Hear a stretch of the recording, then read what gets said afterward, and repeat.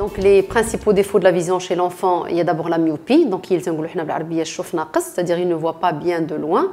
Donc le deuxième défaut, c'est l'hypermétropie. Donc c'est des enfants qui voient bien mais qui accommodent, qui font un effort pour avoir l'image nette. Et le troisième défaut, c'est l'astigmatisme. Donc l'astigmatisme, donc ça veut dire que l'enfant, il voit, mais il n'a pas de la précision. Il peut confondre certains chiffres et lettres qui se ressemblent. Le 6, le 5, le C et le O. Donc justement, quand ils sont au CP en général, ils font beaucoup de fautes. Ils mettent ça sur le compte de l'apprentissage, alors que c'est la vision, parce qu'ils fournissent un effort justement pour la mise au point. Et donc, les trois défauts de la vision les plus fréquents chez l'enfant, il y a aussi le larmoiement et le clignement qui se voient de plus en plus chez nos enfants parce qu'ils utilisent beaucoup de tablettes, de téléphones, d'ordinateurs et donc ça leur entraîne une sécheresse oculaire, ils commencent à cligner, à larmoyer par réflexe. Donc le strabisme, c'est très très important de consulter le plus tôt. Parce que on a consulté tôt, on peut sauver l'œil qui louche. C'est un œil qui ne va pas travailler si on ne le rééduque pas et si on ne le traite pas.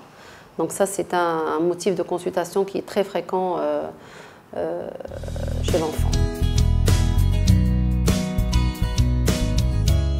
En fait, il n'y a pas d'âge.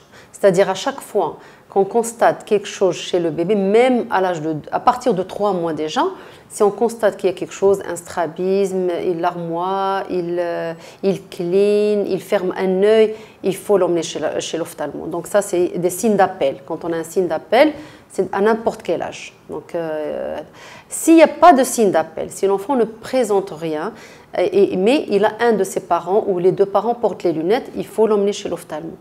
Et si, par exemple, il n'y a pas de signe d'appel, aucun des parents ne porte les lunettes, il faut l'emmener vers l'âge de 2 ans et demi, 3 ans chez l'ophtalmo.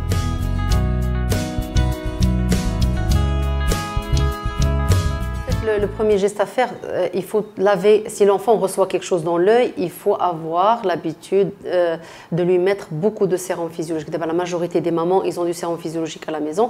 Il faut rincer au maximum jusqu'à ce qu'il soit vu par un ophtalmo. S'il a été touché par un objet, alors bien sûr il faut laver, mais il faut essayer de l'emmener même si on a l'impression qu'il n'y a rien. Parce que المرات تكون تجيب لك الله العين راه ما مقيوساش فيها زعما juste une petite plaie et يمكن تكون une plaie profonde qu'on n'arrive pas à voir. Et parfois il y a le rouge, larmoyant et il n'y a rien. Donc il vaut mieux qu'il soit vu par un ophtalmo le plus tôt possible. Après avoir bien sûr bien rincé l'œil. Donc c'est le rinçage et l'emmener chez l'ophtalmo le plus tôt possible.